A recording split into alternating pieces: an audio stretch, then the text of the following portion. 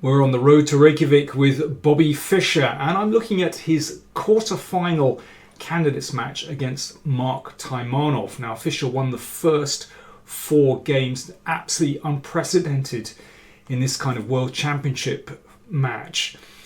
And, well, we join game 5 here.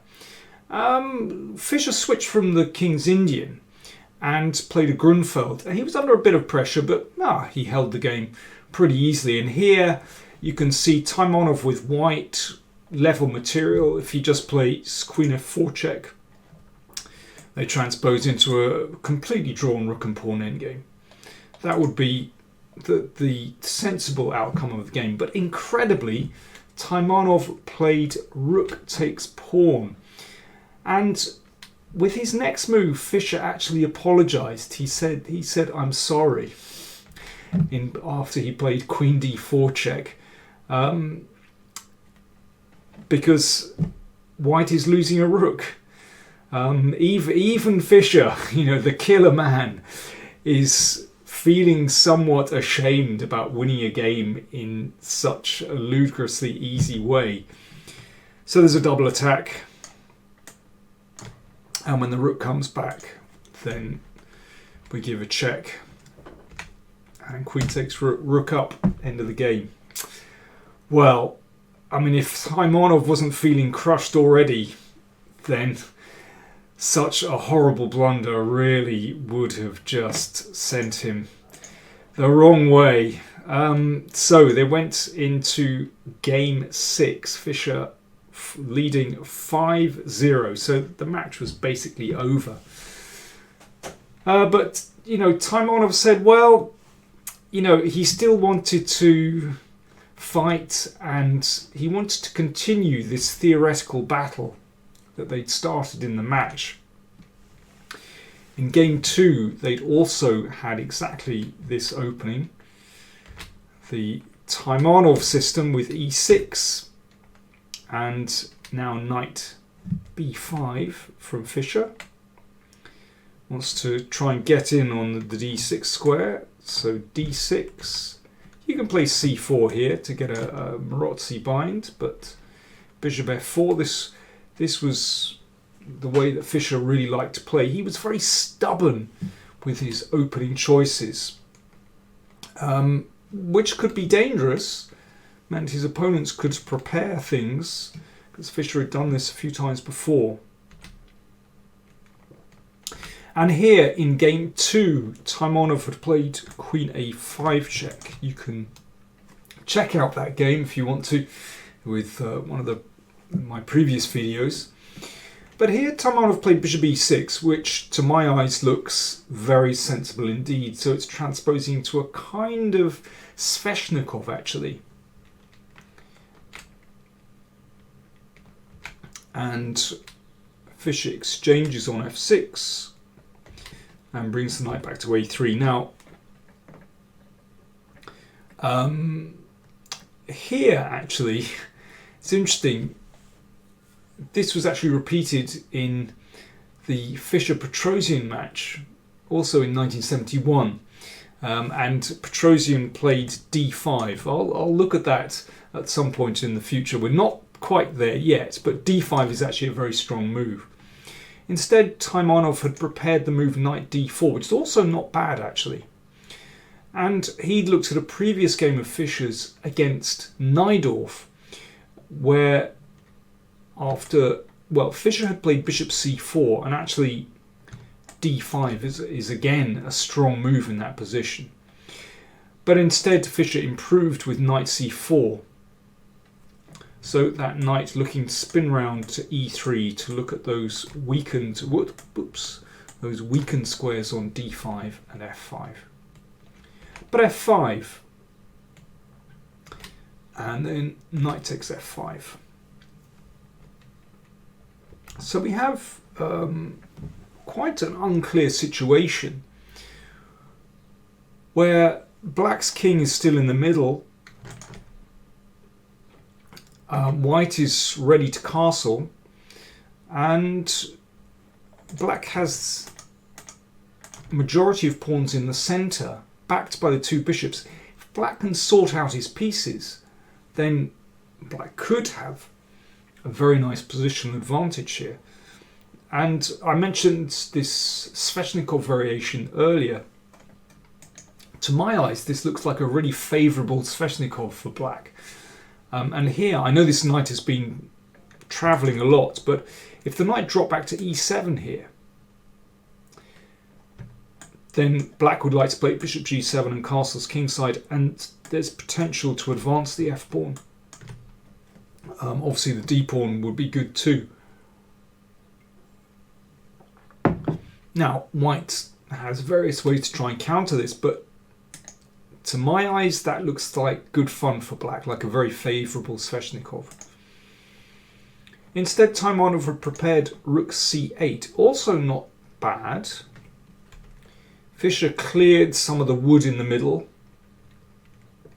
Here, Taimanov took on c4. I would be very tempted to take here. And again, we have a kind of Sveshnikov position where it could be that black has to give up that d-pawn, but it seems to me that with the two bishops and the rook already on the c-file, that black should be doing okay here. But Taimanov played rook takes.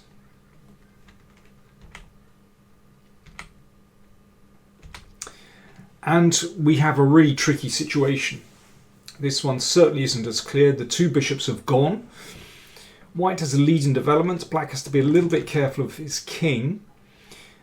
Taimanov played here rook d4, and that's basically designed to prevent white from castling queenside. He obviously didn't feel comfortable in this situation with his king in the middle, but basically, I mean, he said afterwards that was the move he should have played. And yeah, still very unclear. But he played rook d4. He said, my first independent move resulted in an immediate setback. So he'd already had this position on the board, or at least up to here. Basically, black is behind in development, and that causes problems. So, I mean, bishop g7 is the move we'd like to play, but just rook d1. And there's already pressure on black's centre. Queen g5 played from Taimanov, rook d1 anyway, so basically Fischer has started the middle game and Taimanov is still in the opening. This is the problem. So Fischer is just trying to clear that rook and then start attacking these centre pawns. Taimanov thought that rook g8 is better, but I think that's still, I mean, after here, this is still an uncomfortable situation for black actually. But he decided to go in for this move, queen f5, and actually this leads to an endgame. So Fischer clears some wood in the middle.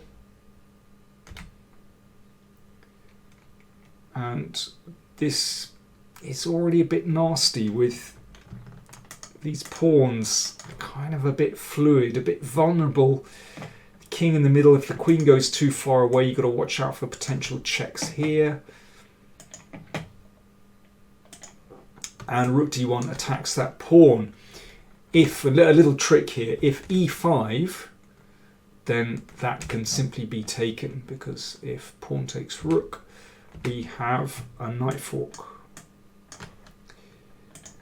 So queen e5 from Taimanov, and he basically just lets this pawn go in the middle, hoping that he can generate enough play with his rook and bishop against the rook and knight. And also, he has these two central pawns. So black certainly has compensation for the pawn, but it's rook and 6, rook, knight and 6 against rook, bishop and 5. So there's pressure here, and yeah, these pawns backed up by the king certainly give black some compensation, has some activity. But let's see how Fischer deals with this. Well, he plays like an oil tanker here. Fischer is absolutely rock solid, making sure that everything is protected. King slips up to g2. Of course, if your opponent has a dark square bishop in an endgame, you want to put your king on a light square, and that's a super solid square. So c3, preventing that b4 pawn break. And now here comes a very important moment in the game, because black wants to get in this move b4 to break up the pawns and get some counterplay. So here's what Fischer did. Knight d4. This is a very important maneuver. b4. And now knight b3. So here's what Taimanov has to say about this moment in the game. Fischer's brilliant knight move dispels his adversary's illusions. The bishop is forced to abandon its active position, and the time necessary for this enables white to launch a counterattack. Fischer has an uncanny knack of perfect timing in attack and defense alike. So that was Taimanov, quoted in this book, Russians versus Fischer. I've mentioned this before, an excellent book about how the Soviets tried to tackle Fischer's rise to the top in the chess world. You can still, it's out of print, but you can still get it online. Fischer, Russians versus Fischer, excellent book.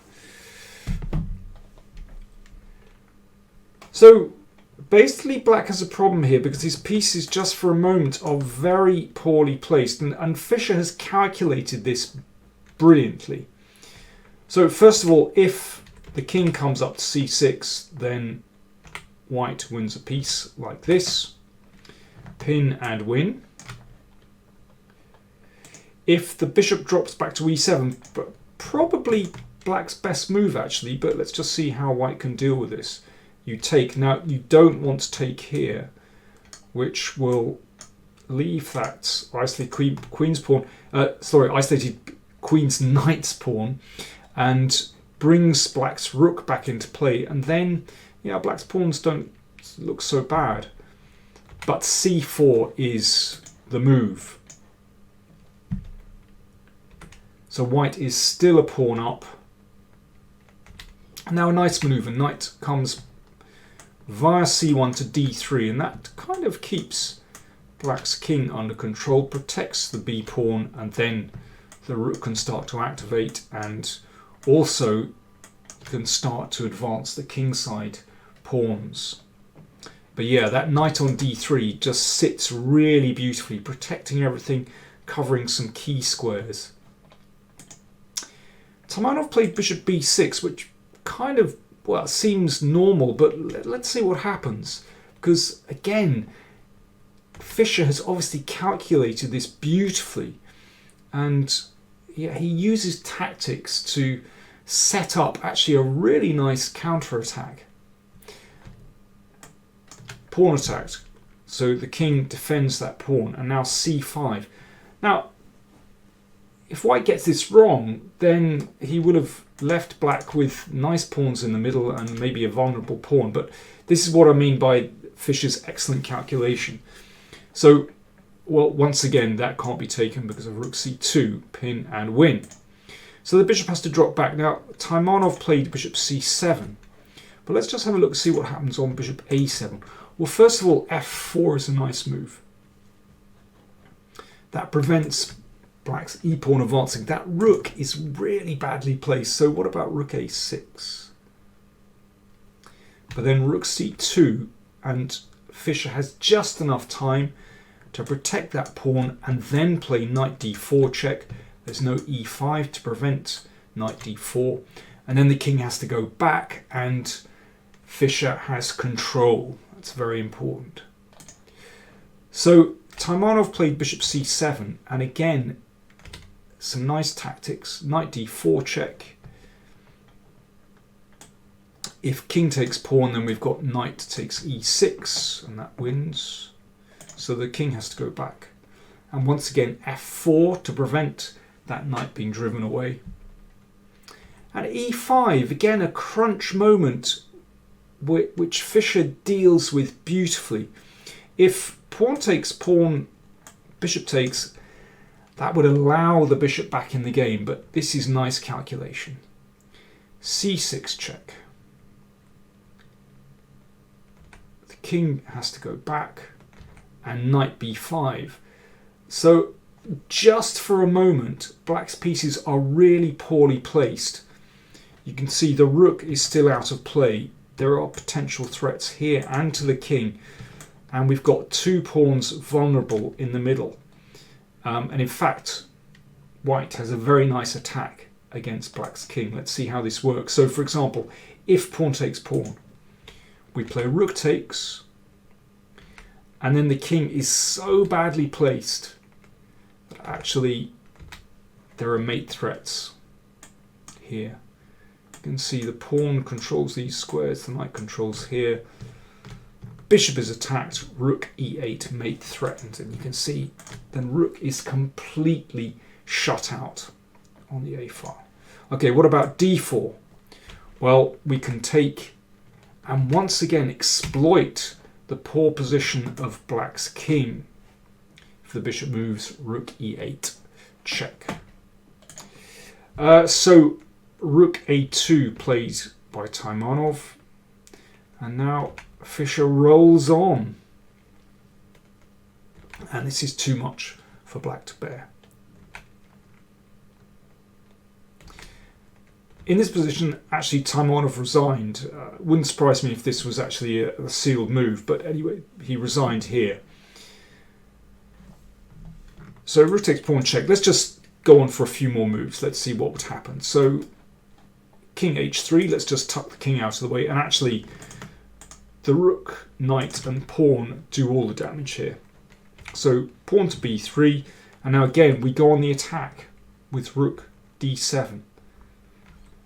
And then rook b7, and the threat is actually knight d6 or knight a7 mate, and it's hard to cope with that. Basically, white is just winning here. Well, if the bishop moves out of the way, well, it's completely lost in so many ways. Actually, yeah, if bishop here, we can do that. That's mate immediately. It's utterly lost. Another variation, if bishop g5, then again we play to hassle the king.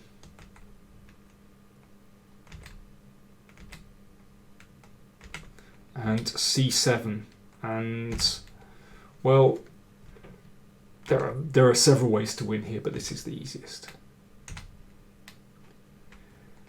And then we fork and pick up the rook, and that's winning. So that was the final position, rook b2 check. So that completed Fischer's 6-0 wipeout in the quarterfinal candidates match against Mark Taimanov. A shocker for everyone, completely unprecedented in the chess world, that in a World Championship candidates match someone would win with 6 straight wins, no draws, and after that, well, Taimanov really suffered. Unfortunately, his privileges when he returned to the Soviet Union were taken away from him. I mean, he was a world-renowned concert pianist as well as being, one of the strongest grandmasters in the Soviet Union. And yeah, he suffered. He wasn't allowed to travel abroad. He basically, how did he describe it? Civil execution was how he described it. Basically, he couldn't work. Very sad for him. Fischer afterwards said, "The 6-0 score does not do justice to my opponent. The struggle was far more intense than the score alone shows. It is easier to be a gentleman after winning than after losing, and therefore I want to congratulate my adversary." That was Fischer. And yeah, Fischer did have moments when he could show great compassion when he wasn't disturbed somehow. So yes, he was feeling sorry for his opponent. So there we go. There'll be more Fischer coming up on the channel soon.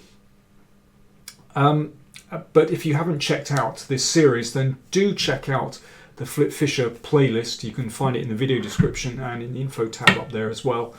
If you want to support the channel, that'd be fantastic. Do check out the links to PayPal and Patreon.com. We'd be very grateful. Thanks for watching.